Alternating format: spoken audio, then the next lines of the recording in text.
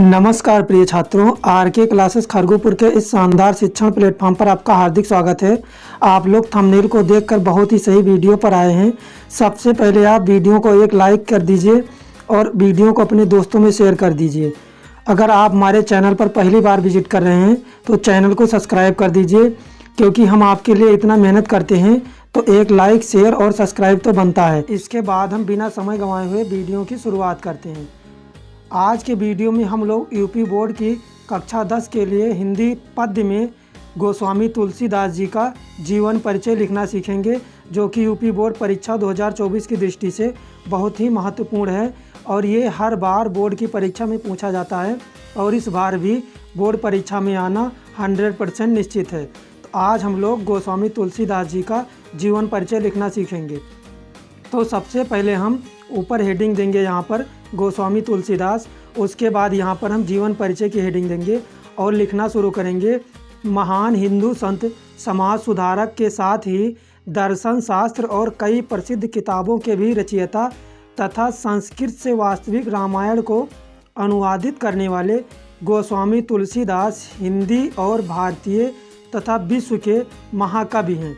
इनके जन्म से संबंधित प्रामाणिक सामग्री अभी तक प्राप्त नहीं हो सकी है। इनका जन्म 1532 ईस्वी भाद्रपद शुक्ल पक्ष एकादशी संवत 1589 विक्रमी स्वीकार किया गया है। तुलसीदास के जन्म और जन्म स्थान को लेकर के सभी विद्वानों में मतभेद है, यानी इनका जन्म जो है अभी एकदम से क्लियर नहीं हो पाया है, अभी मतभेद चल रहा है। इनके जन्म के संबंध में एक दोहा प्रचलित है।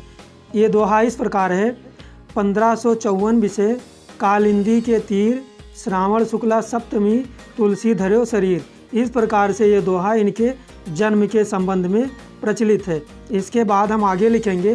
तुलसीदास का जन्म बांदा जिले के राजापुर गांव में माना जाता है। कुछ विद्वान इनका जन्म एटा जिले के सोरो नामक स्थान को मानते हैं। मतलब अलग अलग विद्वान तुलसीदास के जन्म को अलग अलग जगह पे मानते हैं। तुलसीदास जी सरयू पारीण ब्राह्मण थे। इनके पिता का नाम आत्माराम दुबे और माता का नाम हुलसी था। कहा जाता है कि उभुक्त मूल नक्षत्र में जन्म होने के कारण इनके माता पिता ने इन्हें बाल्यकाल में ही त्याग दिया था। इनका बचपन अनेक कष्टों से व्यतीत हुआ। मतलब इनके माता पिता ने जब इन्हें त्याग दिया तो इनका बचपन बहुत ही कष्टों से बीता। इनका पालन पोषण प्रसिद्ध संत नरहरि दास ने किया और इन्हें ज्ञान एवं भक्ति की शिक्षा प्रदान की। मतलब इनका पालन पोषण एक संत नरहरि दास थे, उन्होंने किया था। इन्हीं की कृपा से तुलसीदास वेद, वेदांग, दर्शन, इतिहास, पुराण आदि में निपुण हो गए। इन्हें अनेक शास्त्रों के अध्ययन अनुशीलन का अवसर प्राप्त हुआ।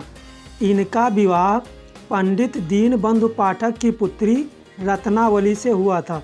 तुलसीदास जी का विवाह पंडित दीनबंधु पाठक की पुत्री रत्नावली से हुआ था। इन्हें अपनी पत्नी से अत्यधिक प्रेम था और उनके सौंदर्य रूप के प्रति वह अत्यंत आसक्त थे, यानी वह अपनी पत्नी से बहुत ही मोहित रहते थे। एक बार इनकी पत्नी बिना बताए मायके चली गई। तब ये भी अर्धरात्रि में आंधी तूफान का सामना करते हुए उनके पीछे पीछे ससुराल जा पहुँचे। मतलब ये अपनी पत्नी का पीछा करते हुए ससुराल जा पहुँचे। इस पर इनकी पत्नी ने उनकी भर्त्सना करते हुए कहा, मतलब इनको डांटते फटकारते हुए कहा, एक दोहा कहा था: लाज न आई आपको दौरे आयो साथ। पत्नी की इस फटकार ने तुलसीदास को सांसारिक मोह माया से विरक्त कर दिया। यानी जब पत्नी ने उनको डांटा तो उनका सांसारिक मोह माया से मन दूर हो गया और उनके हृदय में श्री राम के प्रति भक्ति भाव जागृत हो उठा। तुलसीदास ने अनेक तीर्थों का भ्रमण किया। यानी जब वो पत्नी के मोह से विरक्त हो गए, मतलब अलग हो गए, तो उन्होंने अनेक तीर्थों का भ्रमण किया। ये राम के अनन्य भक्त बन गए, यानी राम के बहुत ही प्रिय भक्त बन गए। इनकी भक्ति दास्य भाव की थी। 1574 ईस्वी में इन्होंने अपने सर्वश्रेष्ठ महाकाव्य रामचरितमानस की रचना की। यानी रामचरितमानस की रचना तुलसीदास जी ने 1574 ईस्वी में की थी तथा मानव जीवन के सभी उच्चादर्शों का समावेश करके इन्होंने राम को मर्यादा पुरुषोत्तम बना दिया। 1623 ईस्वी में काशी में इनका निधन हो गया। 1623 ईस्वी में काशी में इनका निधन हो गया। इनकी मृत्यु के संबंध में यह दोहा प्रसिद्ध है। संवत 1680 अस्सी गंग के तीर, श्रावण शुक्ला सप्तमी, तुलसी तजो शरीर। तो यहाँ तक हमारा जीवन परिचय हो जाता है। यहाँ तक हमारा जीवन परिचय हो जाता है। इसके बाद हम इनकी कृतियाँ लिखेंगे। कृतियाँ या रचनाएं करके बोर्ड परीक्षा में पूछा जाता है। कभी कभी एक रचना पूछा जाता है, कभी कभी कुछ रचनाएं पूछ लिया जाता है। मतलब बोला जाता है कि इनकी प्रमुख रचनाएं लिखिए। तो हम इनकी प्रमुख कृतियाँ, प्रमुख रचनाएं में लिखेंगे राम लला नाछू, वैराग्य संदीपनी, रामाज्ञा प्रश्न, रामचरितमानस, कवितावली, दोहावली आदि इनकी प्रमुख रचनाएं हैं। यहाँ तक हमारी प्रमुख कृतियाँ या रचनाएं हो जाती हैं। इसके बाद हम इनका हिंदी साहित्य में स्थान लिखेंगे। यदि हम जीवन परिचय लिखने के बाद उनका हिंदी साहित्य में स्थान लिख देते हैं तो हमारे जीवन परिचय में 4 चांद लग जाते हैं। हमारा जीवन परिचय बहुत ही बेहतर माना जाता है। तो हम हिंदी साहित्य में स्थान की हेडिंग देंगे। उसके बाद लिखेंगे गोस्वामी तुलसीदास जी हिंदी के सर्वश्रेष्ठ कवि हैं। इन्हें समाज का पथ प्रदर्शक कवि कहा जाता है। इनके द्वारा हिंदी कविता की सर्वोन्मुखी उन्नति हुई है। मानव प्रकृति के जितने रूपों का सजीव चित्रण तुलसीदास ने किया है उतना अन्य कवि ने नहीं किया है। मतलब उतना अन्य किसी कवि ने नहीं किया है। इसके बाद हम लिखेंगे तुलसीदास जी को मानव जीवन का सफल पारखी कहा जाता है। वास्तव में तुलसीदास जी हिंदी के अमर कवि हैं जो युगों युगों तक हमारे बीच जीवित रहेंगे। इस प्रकार से हम तुलसीदास जी का जीवन परिचय लिखेंगे।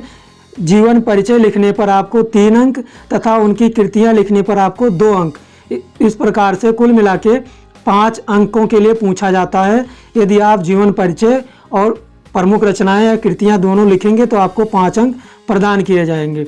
यदि आप इस प्रकार से जीवन परिचय लिखेंगे तो आपको 100 के 100% मार्क प्रदान किए जाएंगे।